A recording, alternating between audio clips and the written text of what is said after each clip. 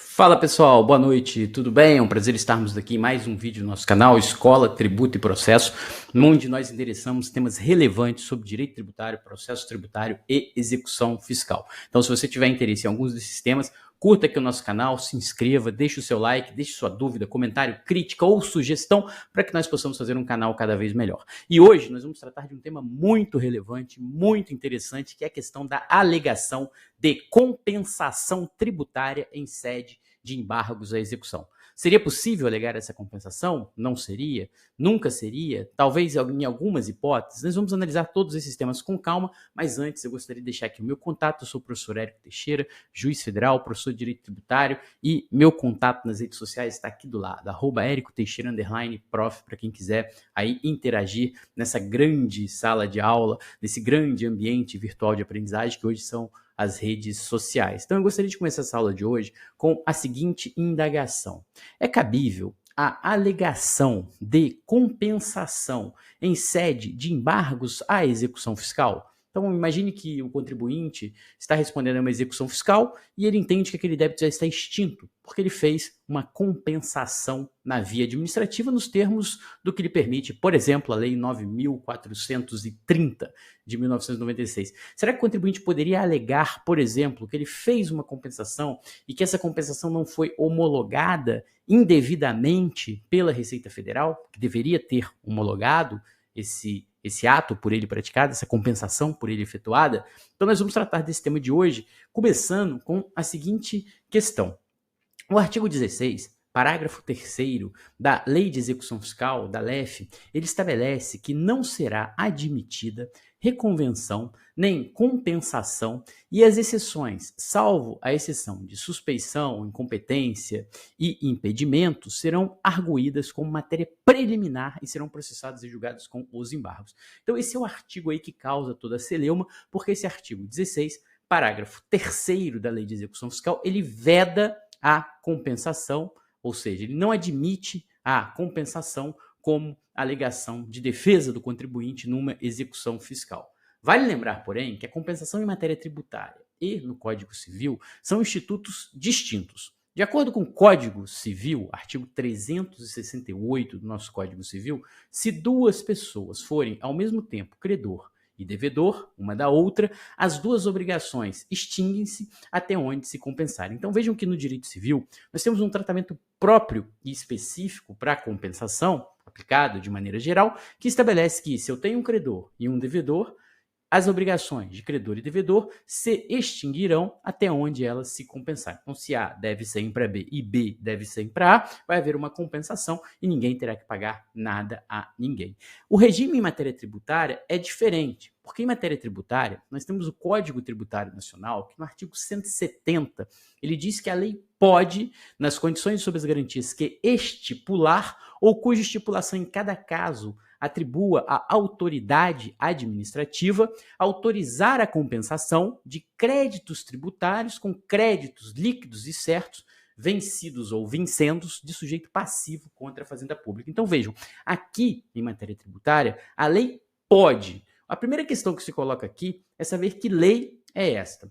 Essa lei, a qual faz referência o artigo 170 do Código Tributário Nacional, é a lei ordinária de cada ente político. Então, para saber se eu posso fazer uma compensação de um crédito que eu tenho com um débito que eu possua, por exemplo, com um município, eu preciso verificar se existe na legislação municipal a previsão de compensação no âmbito daquele município. Se eu quero compensar um débito estadual com um crédito que eu tenho contra aquela fazenda pública estadual, eu preciso verificar na legislação estadual daquele ente político se há uma lei específica e própria autorizando a compensação. Se houver, eu terei que fazer essa compensação nos termos desta lei, observando os limites, as condições, os requisitos, a forma, o procedimento, enfim, observando toda a regulamentação legal que exista naquele ente político, União, Estados, Distrito Federal ou municípios, a respeito da compensação. Então, ao contrário do que ocorre no direito civil, em matéria tributária, a compensação pressupõe que haja uma lei própria, específica, daquele ente político no âmbito do qual eu pretenda realizar a compensação. Então, se eu quiser compensar na área federal, eu preciso verificar se a lei federal autorizando. Se eu pretendo compensar na área estadual, eu preciso verificar se a lei estadual autorizando, e na área municipal, se a lei municipal autorizando. Então, vejam que eu tenho regimes diferentes aqui de compensação. Então, vejam que quando o artigo 16, parágrafo 3º, ele veda a compensação, de certa forma ele estava fazendo referência àquela compensação do Código Civil. O fato do contribuinte ter um crédito contra a Fazenda Pública, contra a União, por exemplo, não autoriza que este contribuinte faça um acerto automático de contas ou entenda que houve uma compensação automática de créditos e débitos e alegue que aquela dívida que está sendo cobrada na execução fiscal está extinta. Ele só terá direito de alegar compensação se houver uma lei autorizando e se ele tiver observado o procedimento, a forma, os requisitos, os limites, as condições estabelecidas nessa lei. Durante muito tempo, nós não tivemos leis regulando compensação. Até hoje, nos estados e municípios, nós não temos leis, como regra, regulando compensação tributária. Na área federal, nós ficamos muito tempo sem que houvesse uma regulamentação de compensação em matéria tributária. Então, desde o Código Tributário, que é de 1966, até, basicamente, a entrada em vigor da Lei 83 de 91, nós não tínhamos uma lei regulando de forma genérica, autorizando o contribuinte a fazer de maneira regular e de maneira rotineira compensações em matéria tributária. Mas nós tivemos uma lei que foi importante, que foi a Lei 8383 de 91, e depois nós tivemos a Lei 9.430 de 1996, que hoje é a lei aplicável, como regra, nas compensações no âmbito da Receita Federal. Então, essa lei, 9.430 de 1996, no artigo 74, ela estabelece que o sujeito passivo, ou seja, aquele devedor, né, de débitos tributários, sujeito passivo de uma relação jurídica tributária, que tem que pagar uma determinada obrigação tributária, o contribuinte de uma obrigação tributária, quando ele apurar que ele tenha um crédito, inclusive um crédito decorrente de uma decisão judicial transitada em julgado, relativa a tributo ou contribuição administrado pela Receita Federal do Brasil, passível de restituição ou de ressarcimento, ele poderá utilizá-lo na compensação de débitos próprios relativos a quaisquer tributos e contribuições administrados por aquele órgão. Então, a Lei 9.430, na redação atual, essa não era a redação originária, essa redação atual, já com as alterações posteriores a 1996, ela diz que se o contribuinte apurar um crédito diante da Receita Federal do Brasil, ele vai poder utilizar esse crédito para fazer uma compensação e extinguir débitos que ele possua.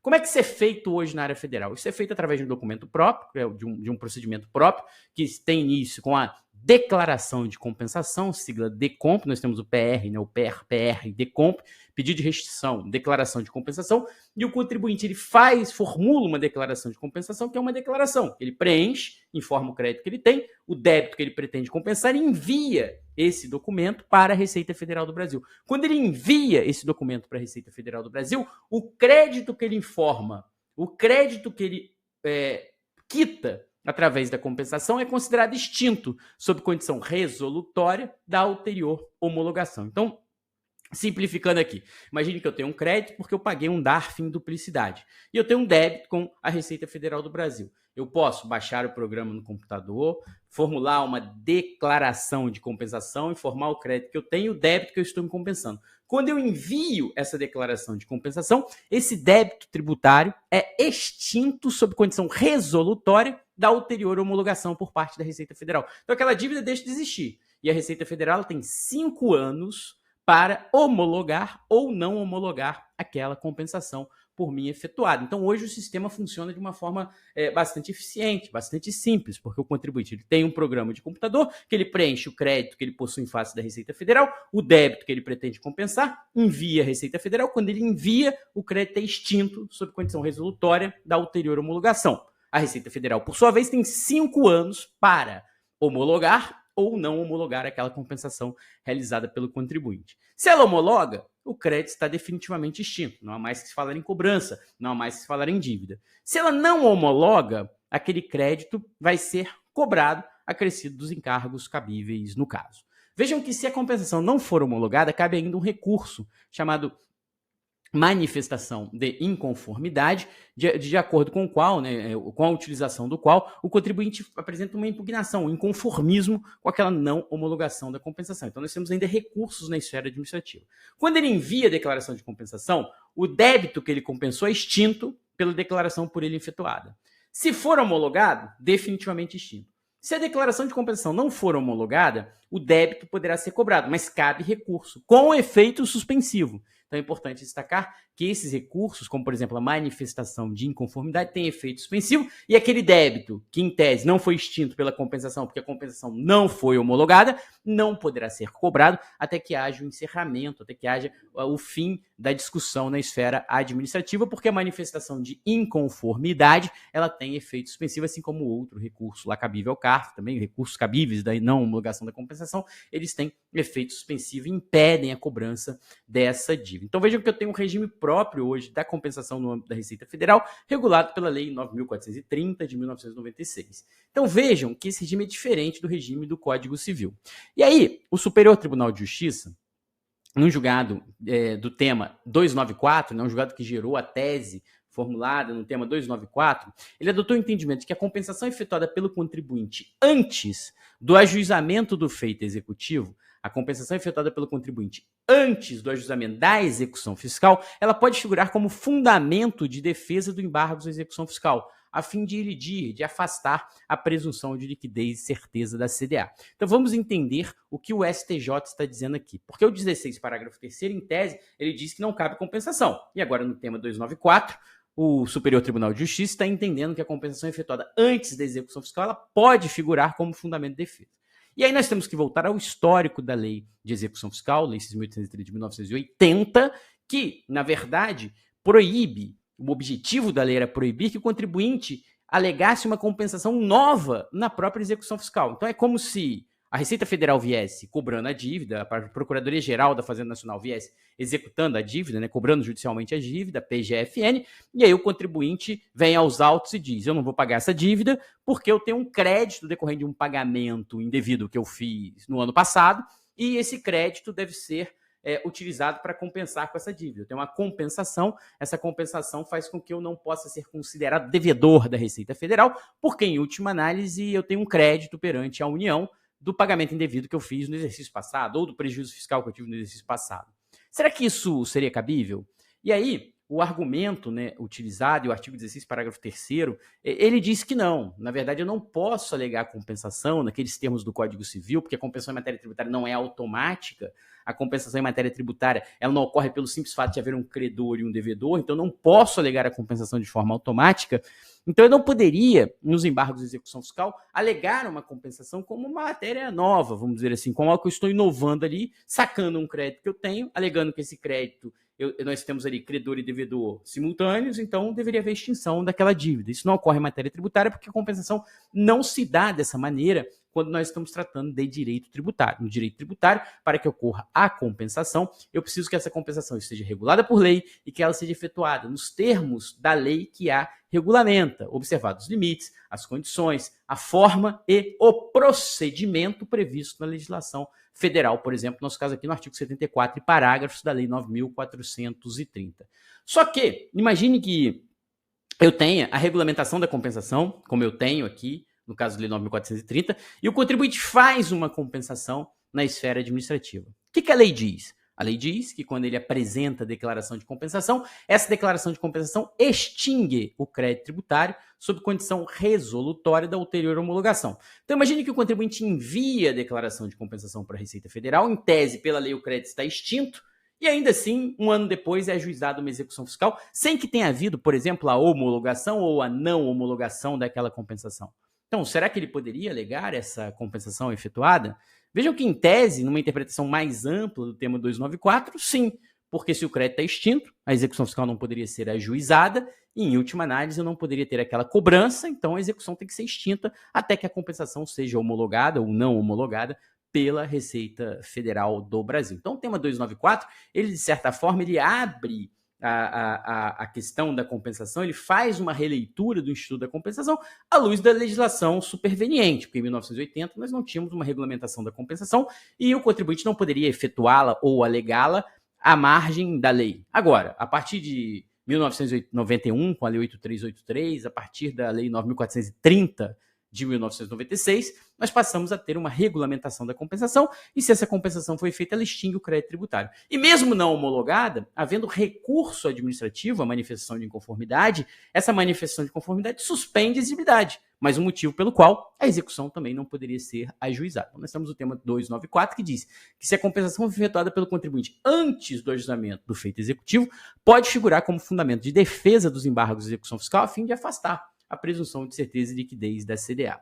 Mas depois desse julgado, que é de 2009, nós tivemos várias situações que foram sendo trazidas aos tribunais e nós podemos elencar alguma delas aqui. Né? A compensação que foi feita pelo contribuinte sem que haja, por exemplo, que está aqui do lado, uma lei ou sem que tenha sido observado aquilo que a lei dispõe. Então é aquele caso que eu mencionei anteriormente. Imagine que o seu cliente tem contra si ajuizada uma execução fiscal e você, como advogado de defesa, diz, não, mas esse meu cliente aqui, ele tem uma ação judicial aqui que ele está guardando precatório, em que a União já foi condenada a pagar uma quantia elevada para ele. Isso seria possível? Não, porque a compensação não se dá dessa forma. A compensação tem requisitos, a compensação tem uma forma, a compensação tem um procedimento próprio para a sua realização.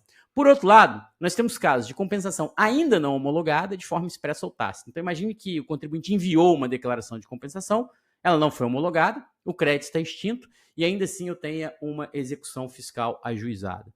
Uma terceira hipótese é que a compensação foi homologada e, por erro, a execução fiscal foi ajuizada. E uma quarta hipótese, eu tenho uma declaração de compensação que foi enviada pelo contribuinte, mas ela foi considerada não declarada, porque era uma hipótese que a compensação não poderia ser feita, então nós temos na legislação hipótese em que a compensação não pode ser feita, e se ela for feita assim mesmo, ela vai ser considerada não declarada, ou ela foi declarada, foi admitida, foi aceita, mas não foi homologada, porque a Receita entendeu que aquele crédito não era suficiente, ou entendeu que aquele crédito não poderia, eventualmente, não poderia ser usado para quitar aquela dívida, enfim. Então nós temos casos em que ela é não declarada, nas hipóteses que ela sequer poderia ser feita, e não homologada, porque, por exemplo, o crédito era insuficiente, enfim, ou por uma outra razão aí, a Receita não homologou aquela compensação. Então, nesses casos, nós passamos a ter uma divergência, principalmente no âmbito do Superior Tribunal de Justiça, em que passaram a haver decisões não admitindo embargos para discutir compensações indeferidas.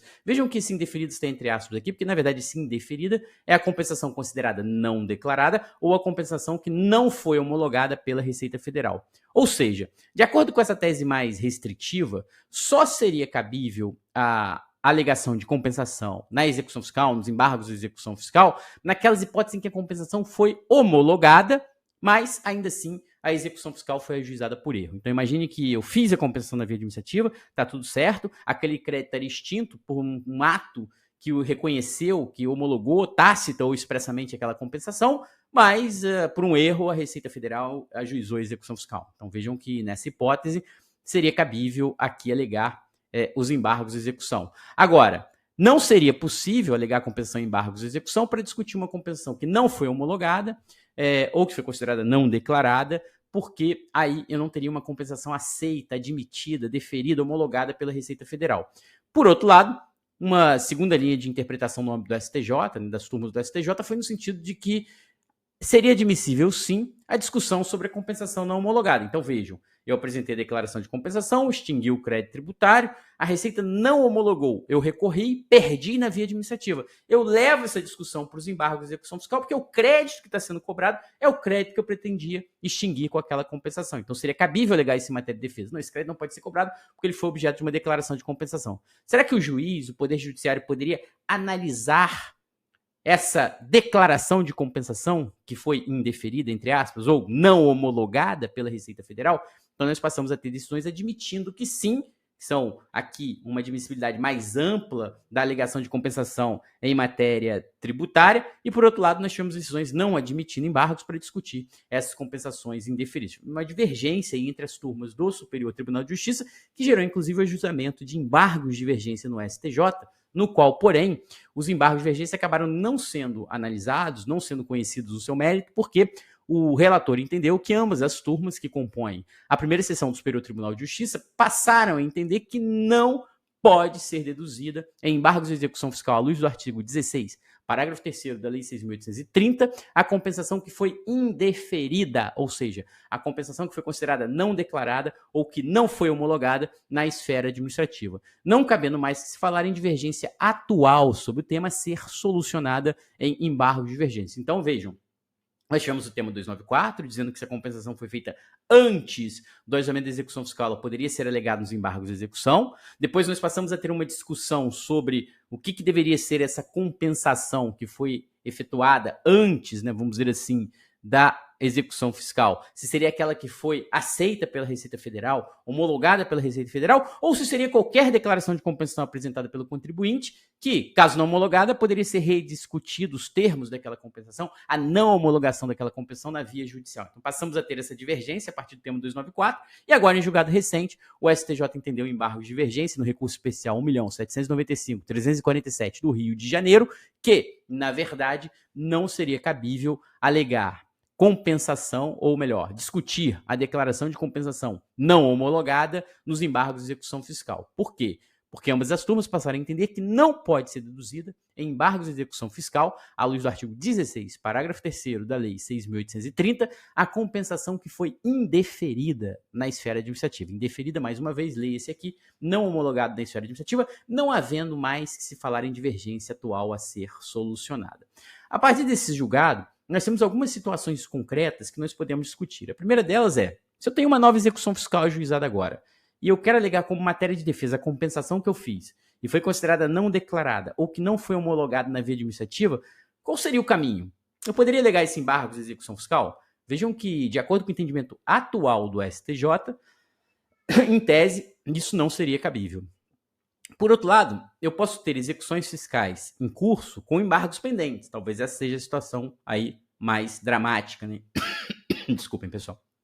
Embargos de execução pendentes de julgamento. Então, vejam, eu ajuizei os embargos, aleguei a declaração, aleguei que fiz uma declaração de compensação que não foi homologada na esfera administrativa, acreditava que esse tema seria analisado pelo judiciário, mas agora eu tenho essa posição, né? Talvez não nova, porque há quem entenda que não houve uma mudança de posição, mas agora eu tenho essa consolidação do entendimento que não seria cabível aquilo que eu fiz lá atrás. Mas eu fiz há 2, 3, 4, 5 anos atrás, estou discutindo já em primeira, em segunda instância, eu já estou no STJ. Então como é que fica essa situação? E a terceira situação, aquelas execuções fiscais em curso com embargos já julgados, né?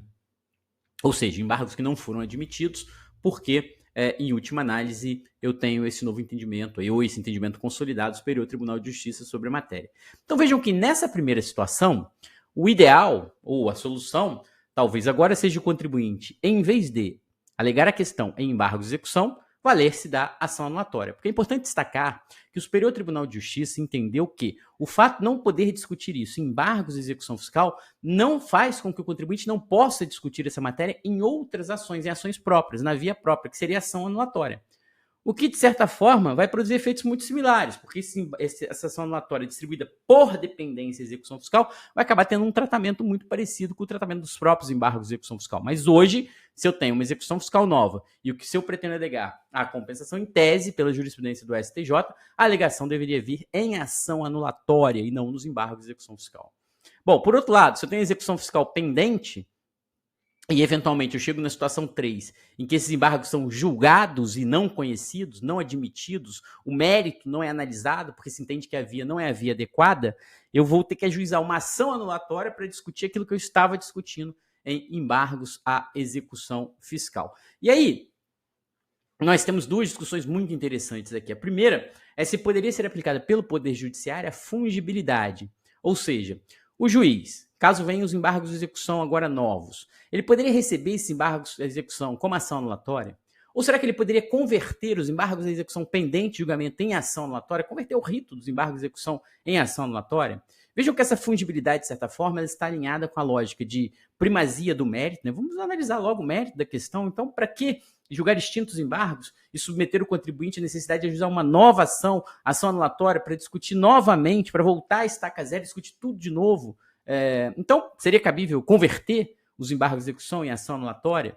Vejam que eu, particularmente, tenho várias decisões, aí posso falar aqui tranquilamente que eu tenho várias decisões, é o meu entendimento já consolidado sobre matéria, no sentido de aplicação da fungibilidade. Eu entendo que há uma, não nesse caso específico, não estou falando especificamente sobre caso concreto, nem sobre esse caso, mas como professor de direito tributário, como juiz, eu tenho julgados entendendo que exceção de pré-executividade, embargos de execução e ação anulatória, dependendo da matéria, você pode ter uma fungibilidade e receber, por exemplo, uma embargo de execução como ação anulatória ou exceção de pré-executividade, conforme o caso. Mas esse entendimento está longe de ser um entendimento pacífico e essa discussão vai ser muito interessante agora quando nós analisamos esse tema.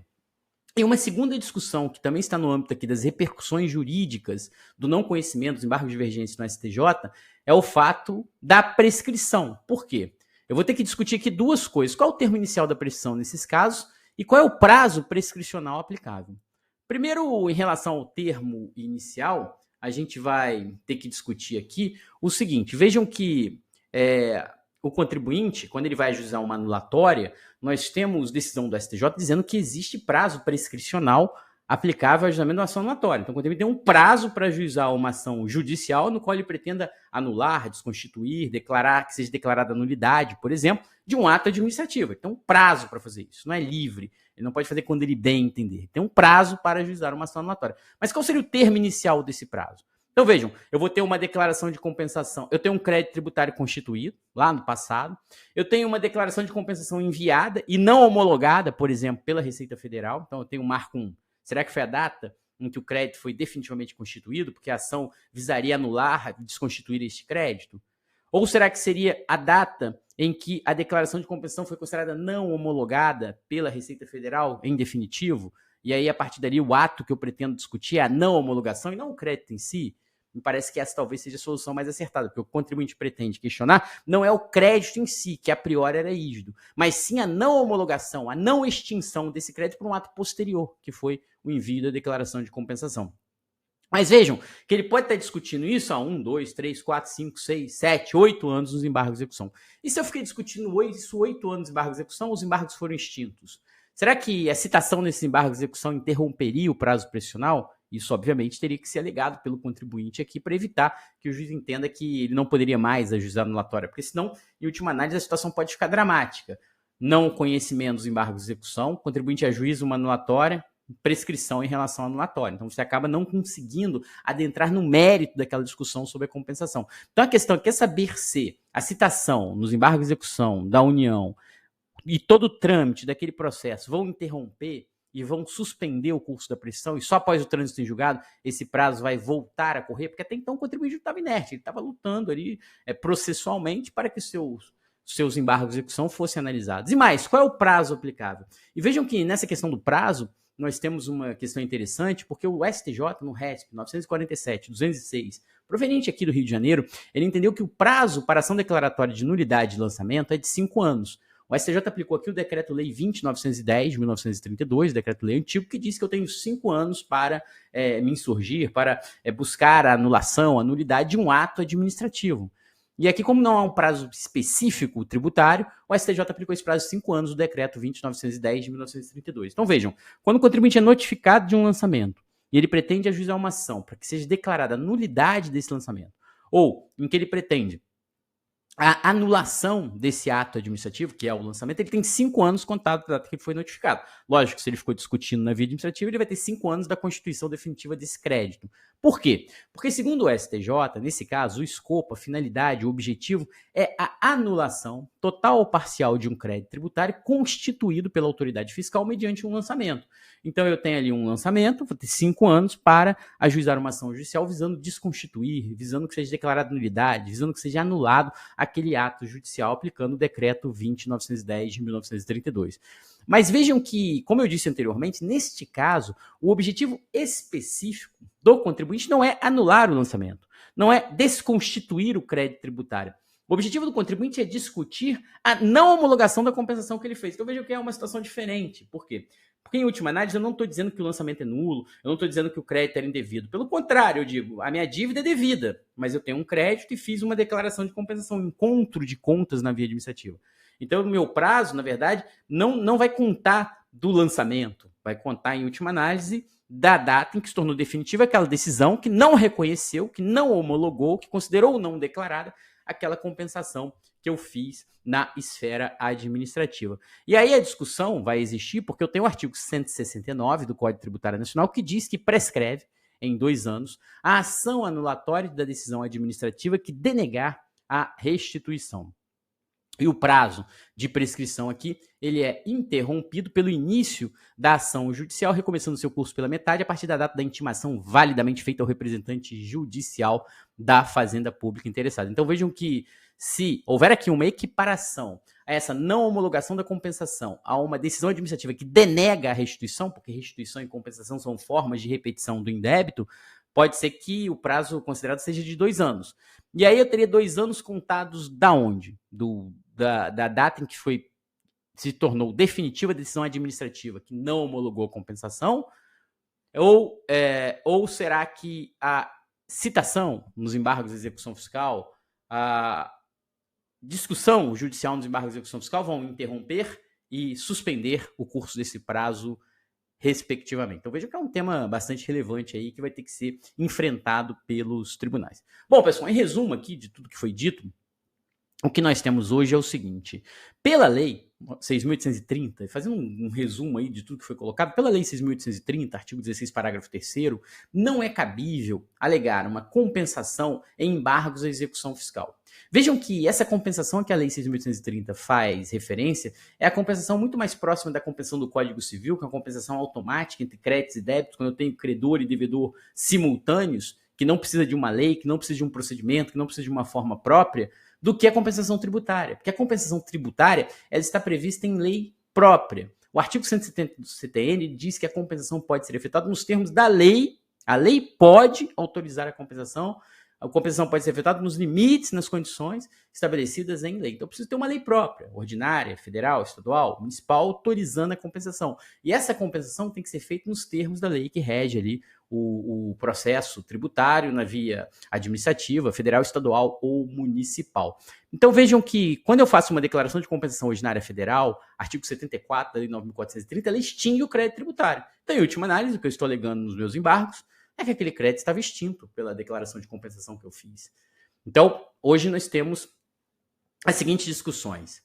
Se a compensação foi homologada, foi aceita, o crédito é extinto e a execução fiscal foi ajuizada indevidamente, aí eu posso alegar de acordo com o tema 294 do Superior Tribunal de Justiça. Agora, se a compensação foi indeferida, ou seja, se ela foi considerada não declarada ou se ela foi não homologada, em tese, de acordo com as 2 turmas do STJ, eu não teria mais a possibilidade de alegar isso em embargo de execução. Teria que alegar em que tipo de ação? Ação anulatória. Óbvio que isso, de certa forma, acaba prejudicando a economia, a eficiência, a primazia do mérito e vários princípios aí do Código de Processo Civil, mas foi um entendimento adotado pelo STJ a partir da interpretação feita do artigo 16, parágrafo 3º do Código da Lei de Execução Fiscal. Então, o que deve ser feito nessa hipótese? Ação anulatória.